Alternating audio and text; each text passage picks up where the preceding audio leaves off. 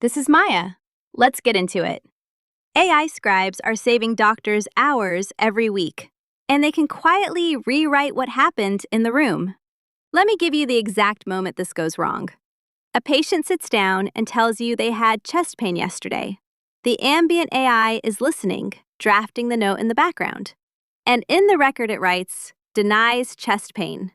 You are busy, the draft looks clean and complete, so you sign. And now your own note says the precise opposite of the conversation you just had.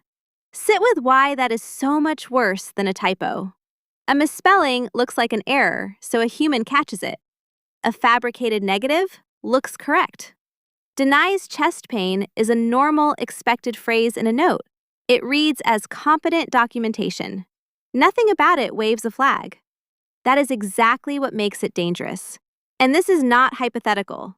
One of the most widely used ambient tools is built on a transcription model that researchers found fabricates content in a meaningful share of recordings. Invented sentences, made-up medications. In some reviews, hallucinations turned up in a huge fraction of transcripts. And the worst part? Some of these products delete the original audio once the note is written.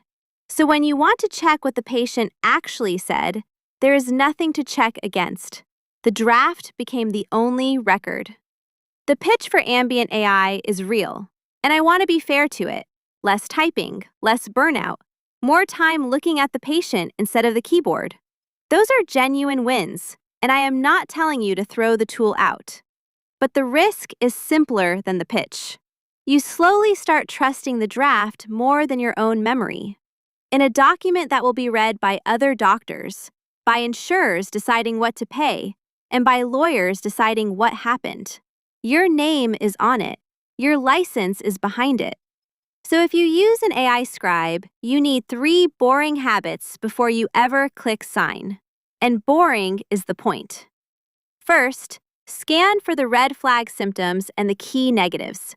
Anything around chest pain, breathing, pregnancy, allergies, or suicidal thoughts gets a manual second look every single time.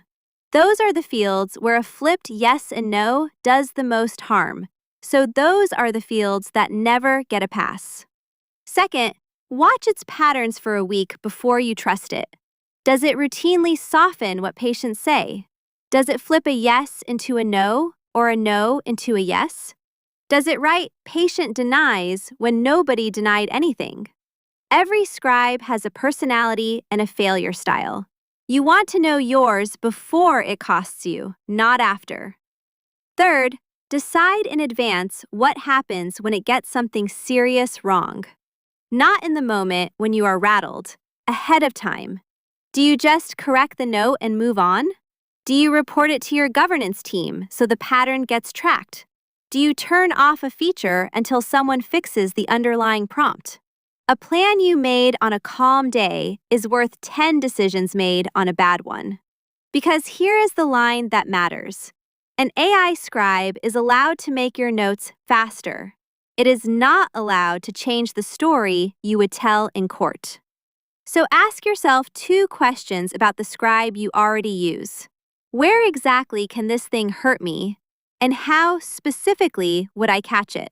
If you cannot answer both, then you are not saving time. You are borrowing risk.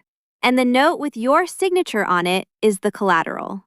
If this made you think twice about the last note you signed, share it with a colleague who signs the same way you do. See you next time.